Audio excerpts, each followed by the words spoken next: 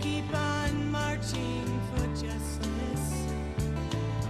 Each step will wear away the stone. Oh, can you hear? We'll all be singing for joy in peace and harmony. Yes, peace and harmony. Oh, can you hear? We'll all be singing for joy in peace and harmony. Yes, peace and harmony. Oh, can you hear? We'll all be singing for joy in peace and harmony. Yes, peace and harmony. Peace and harmony.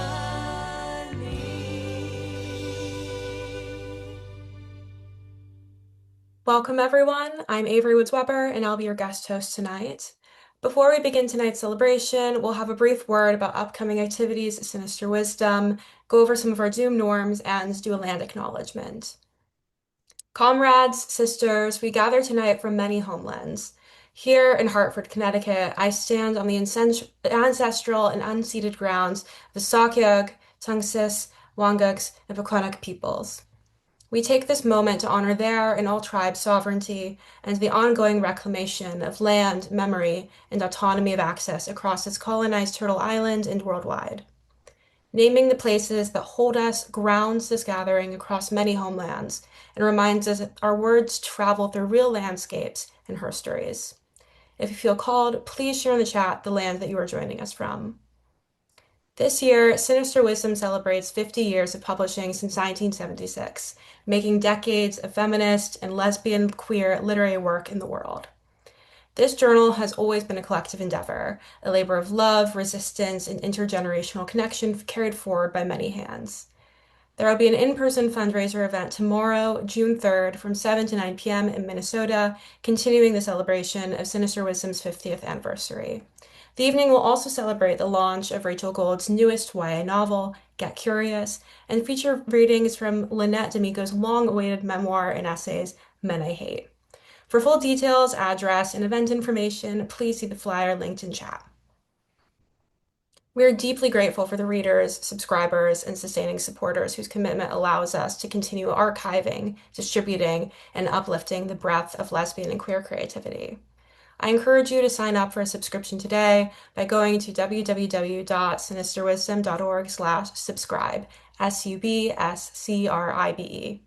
We'll drop links in the chat, and we'd love to hear your stories on introducing more people to Sinister Wisdom. You'd be surprised who knows and who doesn't know about us. Just think of it as passing down a womanly way of tradition and ritual. Monthly sustainers are vital to Sinister Wisdom, and we so appreciate their support. If you can give, sign up as a sustainer today at www.sinisterwisdom.org/sustainers, SUSTAINERS.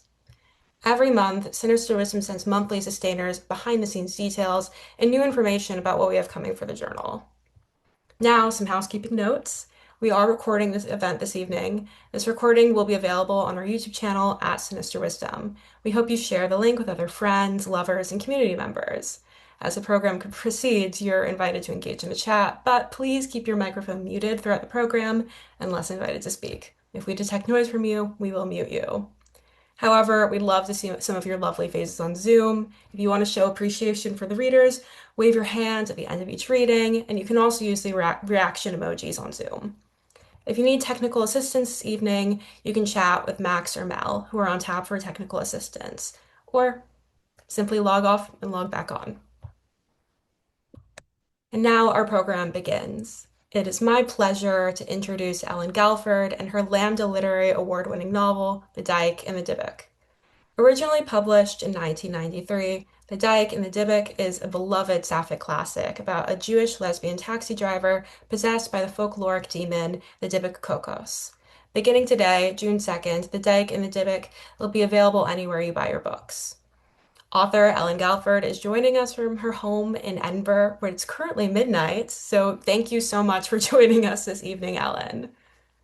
Before beginning the reading, we'd just love to hear a little bit more about the context in which this classic was born. So, where were you? What were you doing when The Dyke and the Dybbuk was originally published? And what was your life like then? Well, what was I doing when The Dyke and the Dybbuk was originally published? I was already back home in Edinburgh after a few years down in London.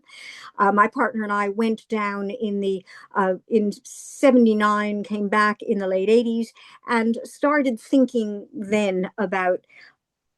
It was one of these things. It kind of, I wouldn't say it came in a flash, but one of those sort of things that's running as a subtext. And suddenly I sort of knew who these two people, or one person and one entity, were, and the story just sort of took over.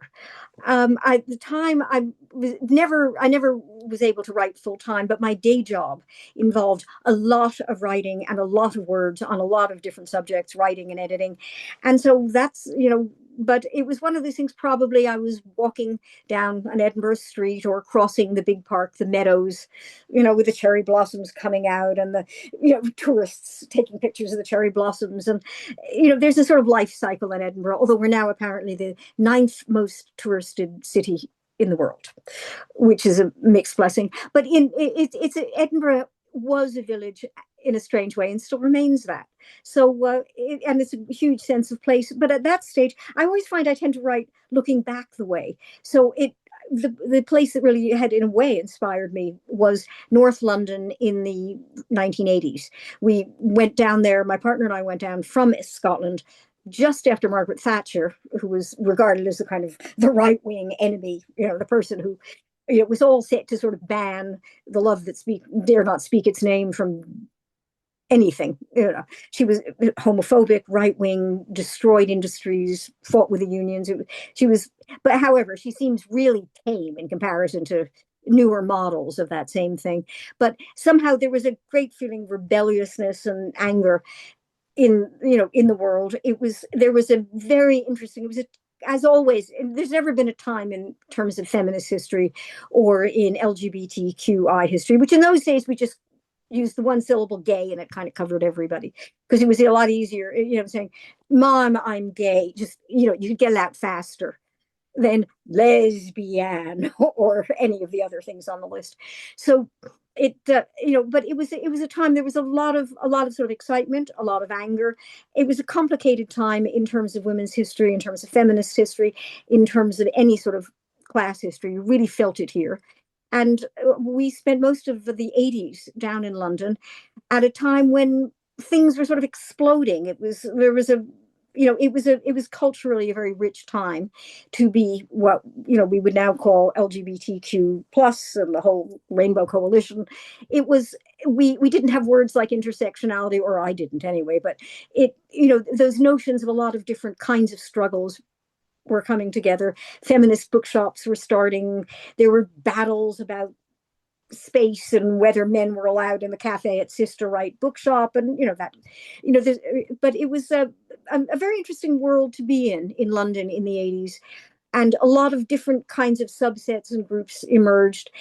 There was a lot to do. There were a lot of interesting people, and we lived in North London, which was gradually getting to be. It wasn't quite Dyke Central. That was in Hackney, which is sort of East London, but they were near enough each other.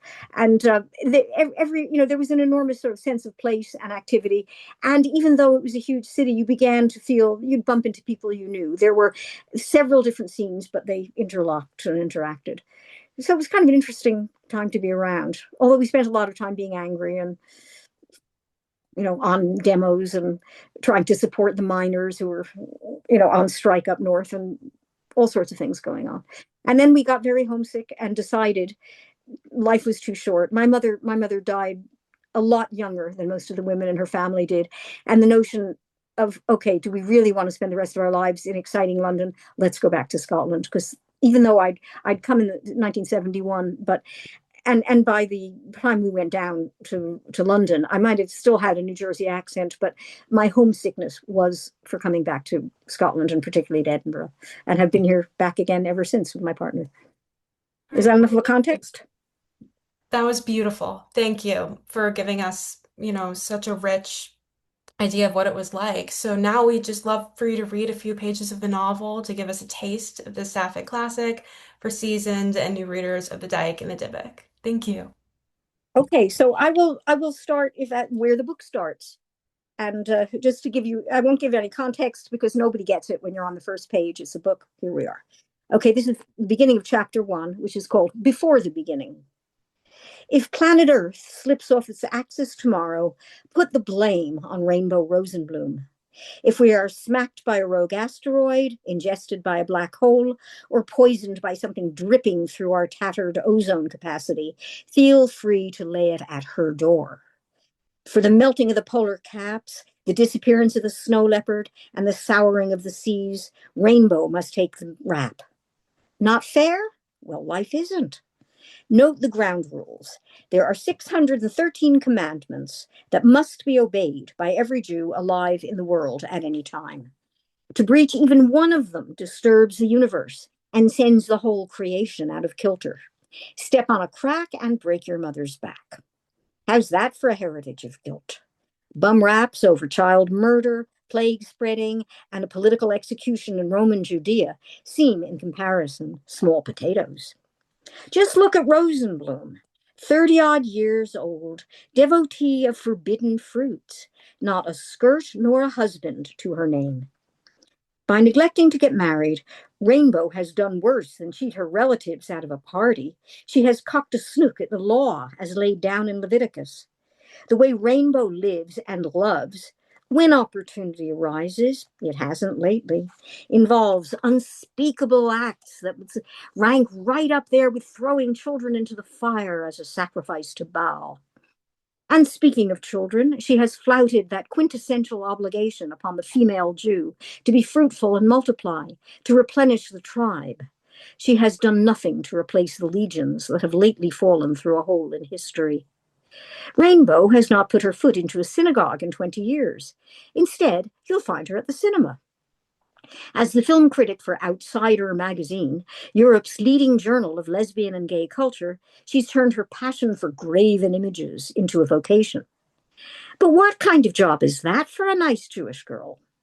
Lots of fun, a little glory, but pays bubkas, beans to you. Which is why we now find her driving a taxi through the streets of London. Not your typical NJG occupation either, but perhaps it satisfies some inborn nomadic yearning for this daughter of a wandering tribe. Enough already of this gossip. We're about to hail her cab. After dropping off a pair of Jesuit priests in Farm Street, Rainbow crawls through gridlocked Mayfair. She's decided to call it quits after a heavy day. To get the kinks out, she has some vintage Ozark banjo pickers banging and twanging from her tape deck. She's beating time on her steering wheel and alarming nearby drivers with the sight, if not the sound, of her loud yahoos. So she almost doesn't hear the message from radio control. When she does, she wishes she hadn't. It runs, "Ring your aunt. Extremely urgent." This is not as simple as it sounds. Which aunt, for a start? She has 5. All of whom live life at an operatic pitch. Cliffhangers and crises are their meat and drink. Rainbow runs through an inventory of possibilities. Uncles with heart attacks, burglaries, cars crumpled into brick walls, a giant South Coast tidal wave swallowing up the Ocean View Bella Vista kosher hotel and all its guests as the Red Sea swallowed Pharaoh's armies. This last vision does the trick. She smacks her forehead. Oh, God, no. Passover. Aunt Becky's Seder. At a payphone, remember payphones, trying to get a word in between outraged gabbles. Sorry, I thought it was next week. I never remembered the dates. All right, I said I was sorry. Anyway, I couldn't have rearranged my hours. Okay, I'll be there as fast as I can. No, I won't speed, I promise. You think I want to lose my license? Yes, I do know the quick way through Walthamstow. What? My black cords and a red shirt. Why? Of course they're clean. No, I will not go home to change. You wouldn't like anything I could change into anyway. I told you I don't own a dress. Listen, Aunt Becky, if I stand here talking any longer, I won't get there till bloody midnight. Unimpeachable logic. She wins the argument, but loses the game. In this traffic, she'll be lucky to make Ilford in an hour. Never mind, we're heading for Aunt Becky's house, too, but it will take us a little longer to get there, say about 200 years. For I must bring you first to another time and country, a grey, low-lying land of mud and marshes, a strip of plain, and the beginnings of a forest that goes on forever. The sea is not far away. You can almost hear it behind the dunes. You will certainly catch a whiff of rotting fish. Between the forest and the plain, there's a track of sorts, and today it is full of traffic. Oxen or bony horses drag laden carts. Women trudge with bundles on their shoulders, heading towards a wooden steeple and a huddle of roofs on the horizon. Below them, the market square. This is where journeys end and begin again. The pelts of forest creatures who have failed to evade the hunters lie in heaps, waiting to be made into hats for holy men. Amber and salt herrings traveling south and east cross paths with silks moving westwards. Hands visit pockets other than their own. Coins of a brittle and corrupted metal flow in rivers through the crowd, trickling through the palms of the peasant women, pooling around the tavern keeper and the tax collector, until they disappear in an underground stream that leads to the prince's strong room. Behind the square, in a narrow street, another journey is beginning. From around the corner comes a tootling band and a bevy of wedding guests, escorting a bride. Suddenly the mule that carries her stops dead, halfway between a shrine to the Virgin and the bathhouse of the Jews. A tall woman, lounging against the bathhouse wall, takes the opportunity to cast a leisurely look at the bride. The girl's face lies hidden under its veil. The onlooker is marked with lines and shadows that have to do with sleeplessness and poor feeding, not with age. She has been chewing on a flat disk of poppy seed bread, but suddenly spits out her last mouthful, narrowly missing the mule, and throws the remainder to the ground. She tramples it into the dirt. Someone taps the animal's rump, and the procession moves on. The woman follows at a distance, gnawing on her lower lip until it bleeds. Then she stops, stares at the back of the disappearing bride, and mumbles. She speaks only in a whisper, far too low for anyone in the wedding party to hear. But the girl on the mule suddenly arches her back as if she's been shot by an arrow. Now the damp air is stirred by a sudden beating and fluttering. From eaves, knotholes, and chinks in chimneys, all the birds of the town rise up as one and fly in a body out to the invisible sea.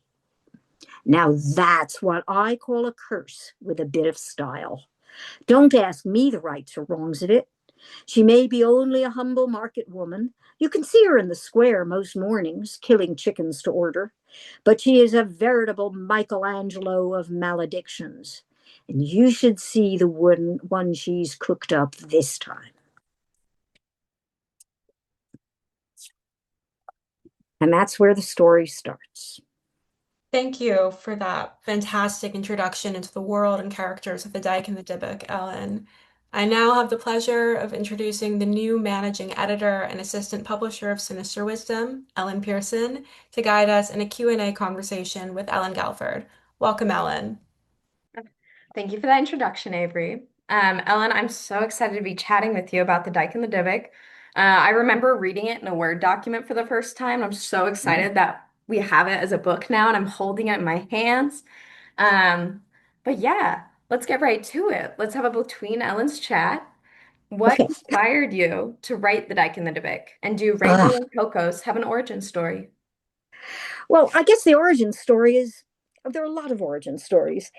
It wasn't that I'd read any, I mean, I knew, as you know, about things like Dybbuk's, because I suppose all my life, or certainly my adult life, I thought, okay, I know I am a modern, contemporary, at that point I would have said 20th century woman. Now I'm still in the 21st century. But I'm somebody who, in my way of life, it's a very modern, very contemporary way of life. It isn't conventional in an old school way.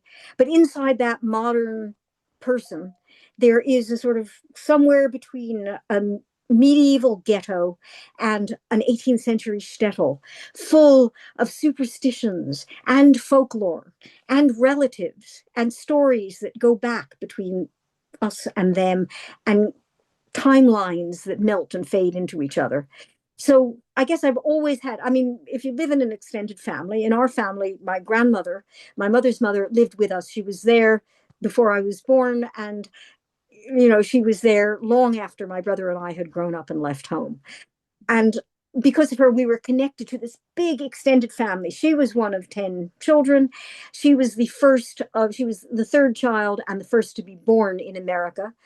And the family spoke Yiddish at home sometimes because mother came from a Russian speaking area of the Russian Empire. Father came from a German speaking thing. So it wasn't that Yiddish was the family language, but all the demons, all the superstitions, all the old folkloric anxieties, some of which are more than just folkloric, they were all just there with, your upbringing. So in a way, the Dyke and the Dybbuk started probably moments after I did. And in terms of Cocos, well, one had grown up into somebody who was definitely not obeying a lot of the rules, even though I always think of myself as a nice, well-behaved, wanting to make everybody happy, nice Jewish girl. But at the same time, there was a certain amount of transgression and walking on the wild side. So between the human 20th first, what then was 20th century side of that, and the side that went way, way, way, way back, the chemistry came together. And well, there was Rainbow, who, I mean, I don't even know how to drive, but she became a taxi driver as well as being a film critic. We all know how to go to the movies. And there was Cocos, because Cocos, in a way, like having to deflect the evil eye every time you say something that the evil eye wouldn't really like, which was an evil ear, really. All those superstitions that one grew up with, no matter how rational and well educated you think you are, they're all right there. So Cocos came very naturally. I love that. It's kind of like an imaginary friend, you know? Well, Maybe, or at least for Rainbow, right? yeah, well, some of the time. I think the word now we would use is frenemy. True. Yeah. A little too real sometimes, probably. Yeah. Well, so the Dyke and the Dybbuk, or at least the saga of Gittell and Cocos, begins in the 18th century. And I know this isn't your only novel that takes place in a far off past. Are there any historical events or characters you haven't written about but you'd like to?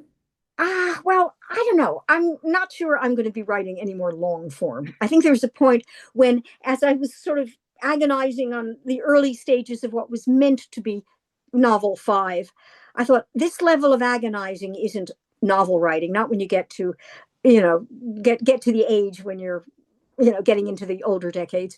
I thought maybe I'd better go back to really first love, poetry, where you can agonize, but you're only agonizing over, a page or two of text instead of, so, I don't know, but I guess I still have things I want to be writing about. Sometimes I've been able to do it in other forms, either in poetry or in things like sort of words and music collaboration with somebody on the history of Jewish life in Edinburgh, which is one thing we've done, or in the interface between Scottish and Jewish occult. This composer pal and I have done a couple of one thing that spent a lot of time in performance, and the other was a one-off performance or an event. But I was sort of trying new kinds of writing. But if were to write more fiction, there are certainly areas I would be thinking about mining. But even if I never write another one, I'm not going to say, oh, well, I've got an idea to do this, because you know how these things are. Yeah, However, what if we steal it? yeah, I mean, I would say Scottish history, the Scottish past, both the historic past and the fantastical past are very rich. And as anybody knows, when you're into any religious past, and particularly, people who've been around and essentially time traveling and talking back and forth to each other over a period of, 2,000, 3,000, give or take years. There's a lot of sort of liminal areas where you kind of meet each other across the river from each other. So there, I look back into areas of Jewish tradition where I think, I mean, just the Torah itself. I was in a Torah discussion group earlier tonight. It's not your conventional kind. I mean, it's what you might call a radical dissident Torah study group. And, we were kind of deconstructing current politics in the light of something in the Book of Numbers. And I think there's a rich, very, very rich mind. Some of it's been done by other people at different times. I think there's a lot to do there. So whether I'm doing it or somebody else, we'll see. Mhm. Absolutely. Well, that kind of leads us right into my next question for you. Because one of the things I love about your storytelling is that it blends those historical and then the supernatural themes. What draws you to the supernatural? I know we've talked about this a little bit, but I'm curious to hear more. Well, I don't know. I guess I'm one of these people. I'm sort of a cynical romantic or a romantic cynic. And I suppose the fascination with history and the past was very, very much part of growing up. My father was a history teacher. My mother was not only a librarian, but she was a great reader who had to do the complete works of Jane Austen every year as a ritual. And there was a great love, not just of an interest in history, but a great love of storytelling. And then we had my grandmother there with, I wouldn't call it a great love of superstition or whatever. She wasn't, she was a very contemporary woman in her own way, very commonsensical. But, we had to worry about things like the evil eye, and you had to be careful. So there were, and Scotland, when I came to live here, it is what Edinburgh in particular, but a lot of Scotland are what they often is called, are their thin places. The line between the quote so-called real world, whatever that might be, and a world that isn't quite visible is very tangible. And I guess I've always been somebody who, maybe whether it's because of the love of history and looking at the past and the present as kind of just different sides of the same street. You come to live in a place like Edinburgh. The city is 900 years old as an established city. I can walk you sort of 10 minutes away from my house to where there are traces of Bronze Age hut circles and a little village and fortresses and things. It's a city that a lot of people, and I know at least 2 or 3 people who feel sometimes they have slipped into someplace else and heard sounds or a feeling that they're not actually in the Edinburgh of the minute anymore. And it is one of those places. I mean, I know there's been a lot of, people who love Outlander, is a slightly pop version of it. But there are some places where it's very hard not to sort of look at the past as well as the present, because you're living in streets that you might have some buildings that were not the most gorgeous piece of 60s architecture. And then, you go a few steps further on and you've got an 18th century merchant's house with a whole set of stories and local jokes to it. So you're never really, I've just never been good in staying in one time. I always had a thing, even when I was very young, where I would start kind of having conversations with historical characters or somebody I was studying and thinking, I can kind of talk to them. There was a period I was sort of had a brief couple of years where I thought I was going to be an academic doing literary criticism and wonderful what is it, 6 to 8 months working year of the academic, so you could be creative in the summer. And I had started a dissertation on a particular English Elizabethan writer called Thomas Nash. And I used to, as I got more interested in his work, which was angry and satirical, and goodness knows it was certainly not what we would call progressive and tolerant in its approach. But I used to find myself kind of talking to him on the street. Well, what do you think about this? Look at what's over there. And I guess I've always done that. I've always kind of slipped into other time zones or dragged other people into my own. The more our family has learned about its own history, because we have 2 generations of cousins, one still with us, who my contemporary, who are actually 3 generations who have become really interested in Jewish genealogy. And so there's information that does go back in time in a couple of directions, at least, as far back as maybe early 1800s, late 1700s, in another line, right back to the sort of 16th century in a particular dynasty of rabbis. And so all these people are kind of real to me. I keep wondering what the guy who was the chief rabbi of Padua and Venice in, I think, the 16th, 1700s, I wonder how he'd react to my irreligious but brought up half Catholic and half Protestant partner. How would he feel about her? What could we say? So, I mean, the past and the present are all absolutely overlapping for me and always have been. And I live in a city and in a country where you never have to go very far, where there isn't a sight of something strange or a story about something strange. I could be talking to, 3 a.m. my time or your time, about, telling you some of these stories, But so I guess I've always had that look over the shoulder feeling that, I'm quantum physics and stuff I don't quite understand, but I think time is space. It's not a straight line. Definitely. No, that was beautiful. And now I want to come visit Edinburgh. That's not, I'm adding it to the list, you know? I can give you advice about when to come and maybe when not to come, depending on what you want. But I can also tell you about the liminal places. Perfect. We'll chat. We'll chat. Yeah. All right. So, our final question. You are the winner of the Lambda Literary Award for humor with this book in particular. How do you approach writing humorous dialogue? Well, it just happens. I don't actually approach it. It's not like, oh, Hmm. I think I need to do something funny. I think a Right. lot of that is in the genes. My family, which, like every family had its tragedies and its comedies, was still a family where humor and storytelling and wit were very important. They were Hmm. just so organic to the way we were. In fact, I remember when my partner first came and visited the parents, when they thought she was just a kind of housemate friend. And it was way, way back.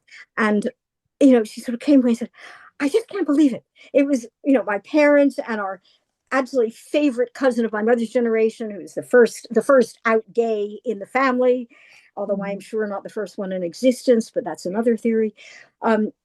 And she said, I couldn't believe it, the speed and the jokes and the sort of the things that were going round the table around, can't remember if it was a Chinese takeaway or maybe it was lox and bagels, and but whatever it was a welcome home from Scotland where you can't get this stuff quite to the same standard, particularly the lox and bagels. But she said the words were flying around, the food was passing around in enormous quantities. She's, this is exhausting. This wasn't like home when she was brought up in Glasgow. And in fact, I still have that awful, if you're Scottish, you have to be very careful. They still worry about 4-letter words, right? I keep explaining to her that, this sort, I mean, it's not so much her. She's used to the fact that as far as I'm concerned, these are punctuation marks. They're not actually dirty words. But but our family was very good on humor and jokes. My father in particular, rest his soul, Zichrino,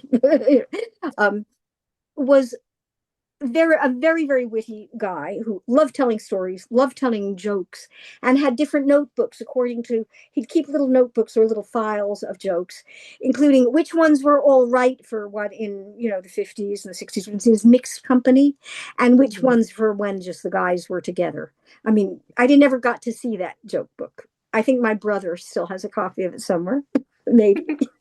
But the thing about and that kind of humor, and my mother had her own very dry sense of humor. I mean, I remember her giving, we were having a conversation around the table about what if we were like, the royal family of, in British Isles, and we could have a family crest and a family motto. And, my mother said, yeah, there'd have to be a very, very fat stomach patting itself, rubbing its tummy about the notion of delicious. But the slogan would have to be, whether it was in English or in Latin, why is there so much month left at the end of the money? And it was that sort of atmosphere. I mean, one story that is true, but I think it expresses the kind of slightly darkish humor. I hope this isn't going on too long. I'll end after this. No, you're good. You're good. Right.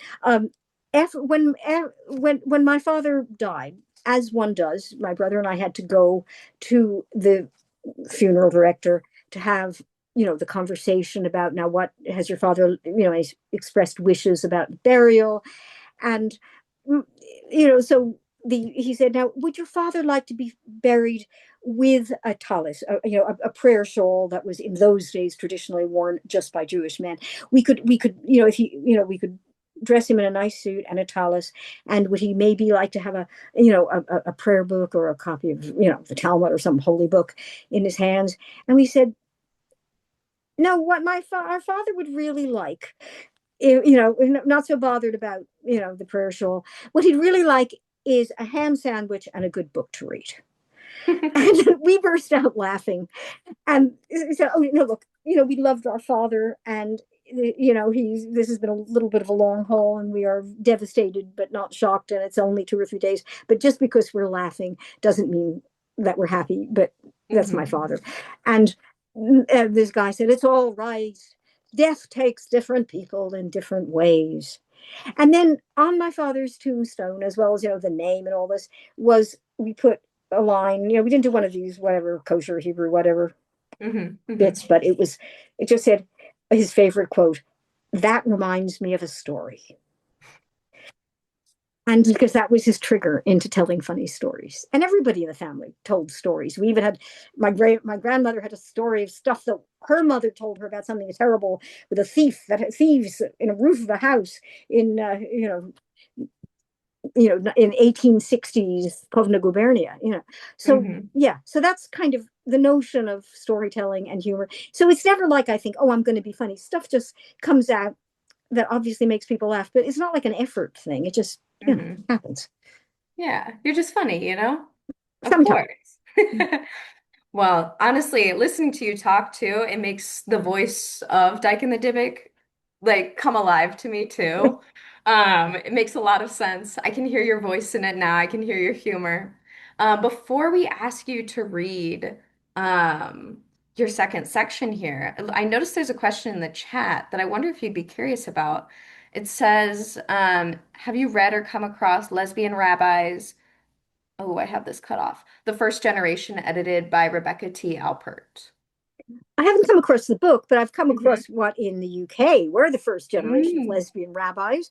One of whom, one was a friend from London, Sheila Shulman, Oliver Shulman, who was, and the other is somebody whose book I'm about to review for the local synagogue thing, her new book on the non-binary, or their new book, who were the two first lesbian rabbis in Britain. So I kind of know more about that side of things than I do about the scene in the States, although the name Rebecca Alpert sounds it rings a bell, but no, I don't know that. But I certainly knew when there were people I knew from the lesbian feminist scene who suddenly were saying, I'm going to Leo Beck, which was what you would call, whatever the most liberal end of reform. That the counterparts are kind of tricky to translate, but they were going to that seminary both together.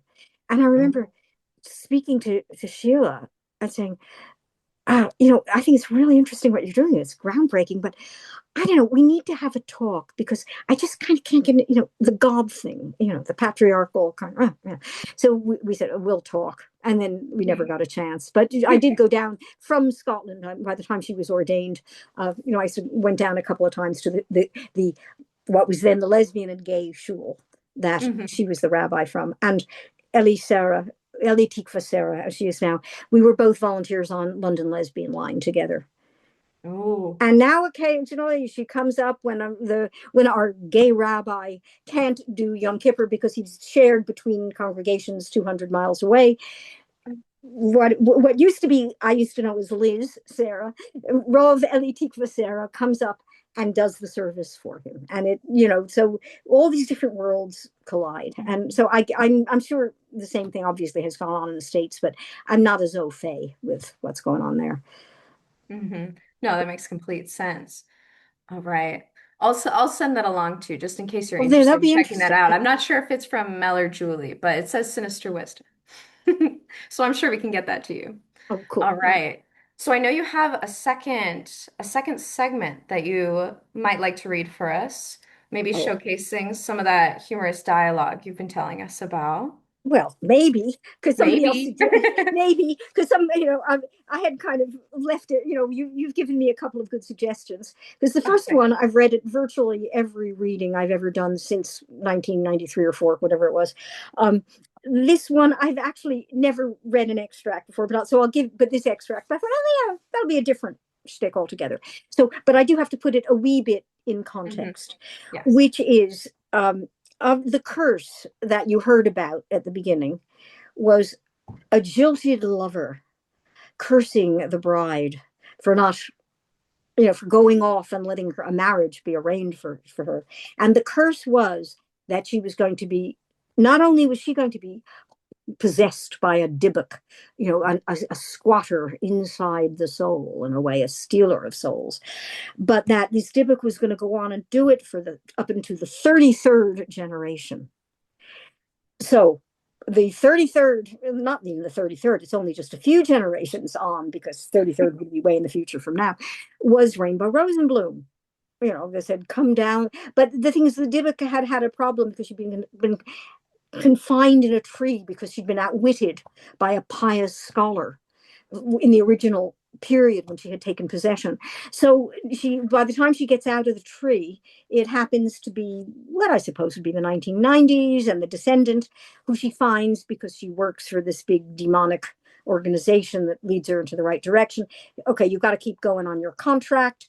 We're changing the way the corporation works, but you've got to go out there. There's your client. You found her, and not client, your victim. So by this time, Rainbow has just recently figured out what something has been very strange, and she's been having all these freaky experiences. She now knows that she is being possessed by a Dybbuk who has kind of come roaring out of some past world. So she knows nothing about her. So she finds herself, she happens to be on their way to see some friends in a bit of North London, where you have all sorts of different ethnic groups live, and various lesbians are moving up from other more central bits of Hackney into Haringey, and it was the part of London that I knew very well, which is called Stamford Hill. So anybody from this side or who knows this side knows Stamford Hill. And she's walking down the street where there are a lot of Haredi, ultra-Orthodox or Hasidic, as you would say, families living. And she's on her way to these pals' house, but suddenly she runs into one of her 5 aunts, Aunt Goldie. Aunt Goldie is quite kosher. She's quite observant. And it turns out that she's sort of she's not Haredi herself, but like a lot of other quite observant people, she's very, very interested in the in that end of Judaism. And so she's become very friendly with the family of one of the current iteration of, the old sort of Haredi sages, a particular, so she's part of that household when she wants to be. She comes in from the suburbs and spends weekends in this big house with this family. So suddenly here's Aunt Goldie saying, hey, hello, Rainbow, what are you doing down the street? And Rainbow says, okay, I'm on my way to some friends, and so on and so forth. So let me sort of read a bit of what happens. So she says, well, where are you going? She says, well, I'm visiting friends, but it's all right, but why don't you come in? They'd love to meet anybody in my family. They've heard all about the Rosenbloom clan. Oh, terrific. And this is now in the voice of Kokos the demon. Oh, terrific. Dining out on you lot, is she? I'm sorry, Aunt Goldie. I'd really like to. Aha, I told you so. Rainbow may be wearing a Friend of Lesbian Line t-shirt, but she's a well-brought-up Yiddish maidel inside her skin. But I'm on my way to my pal Naomi's place for dinner. Notice she mentions the friend with the Jewish name. Notice she doesn't say that the house and the dinner she's going to also belong to Naomi's lover, Mary Catherine, ex-Sisters of the Holy Name from County Cork. Rosenbloom, you're a hypocrite. But thanks very much in all the same. That's nice. I wouldn't like to think of you spending Friday night alone, dear. What a relief. We are just about to be let off the hook with an A for effort, and not a moment too soon, because you have to watch these pious old birds. They sometimes have an instinct about things that make me a little uncomfortable. But just as Rainbow is about to be dismissed with a queenly good Shabbos from her aunt, the door of the house swings open and a naked toddler carrying a large blue sponge in the shape of a duck bolts down the steps. 2 women rush after him.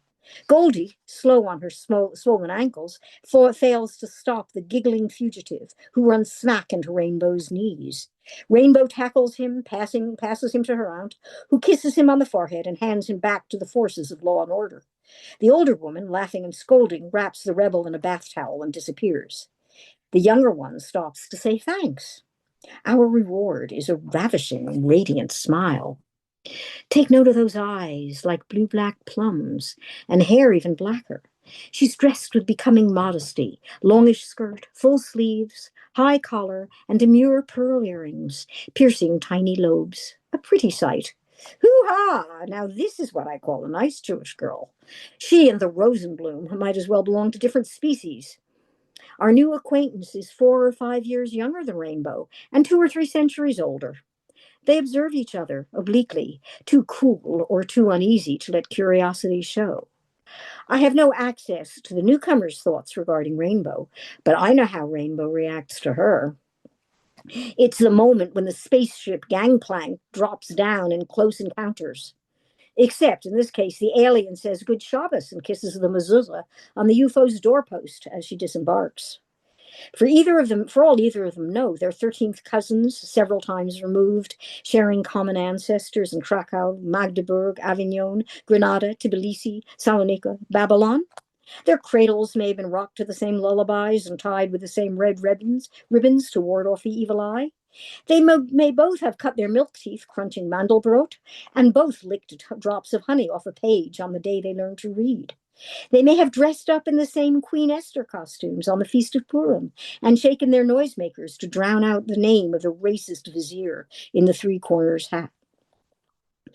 But otherwise, what would certain they're descendants of restless, wary people, but who may have sniffed blood on the wind or may have been looking for the Golden City, but who, for whatever reason, took their future generations out of danger's way just in time.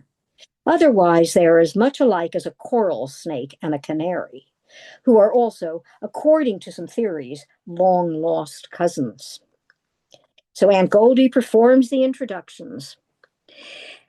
And having oiled the wheels of social intercourse, she then folds her arms and waits. Go on, Rainbow. Say something. Hurry up. We don't have all night. Don't I know you from somewhere? Is the best Rainbow can do. Oh, come on, Rosenbloom, not that old chestnut. Where do you think you'd know this baby from? Browsing through the lesbian romances in that feminist bookshop in the Charing Cross Road? Burning up the dance floor at some Friday night disco? Do me a favor. I don't think so, smiles the little bird of paradise. But anyway, you know me now. How's that for witty repartee? See, not only beautiful, but smart. I suppose I'd better go in and help my mother, or we'll never get the dinner on the table. Good Shabbos. Aunt Goldie, duty done and honor satisfied, waits until the young woman has disappeared into the house. Then she squeezes Rainbow's hand and gives her a parting pat on the cheek. Well, maybe another time you'll come for a visit when I'm here. I'll tell your other aunts I saw you. Won't they be surprised?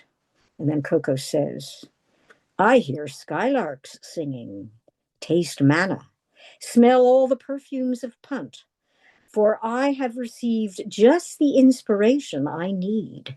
Let us now fulfill this contract in a blaze of glory.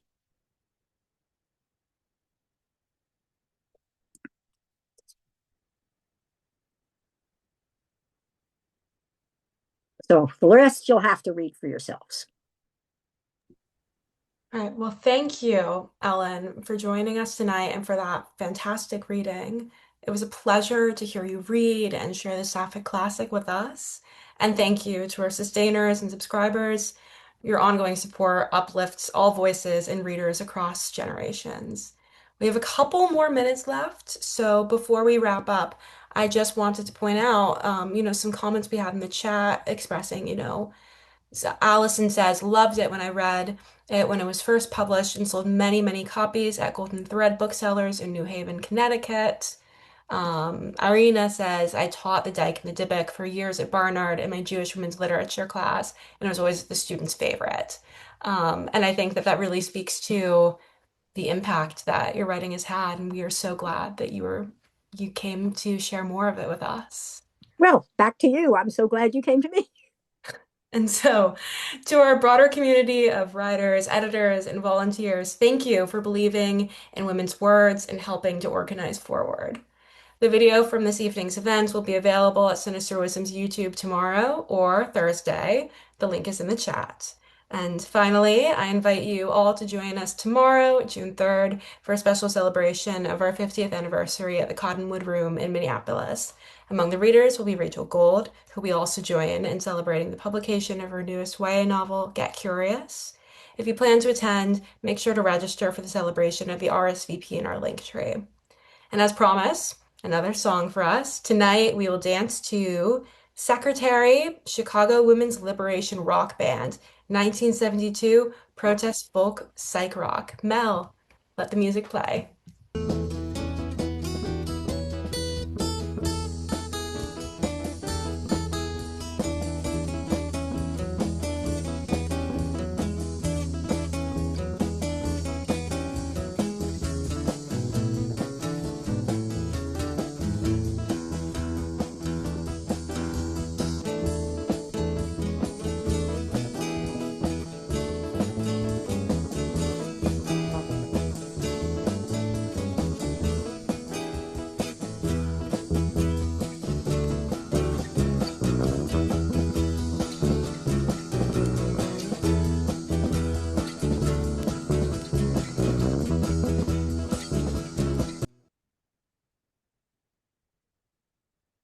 Thank you, everyone. Have a great night, especially Ellen. As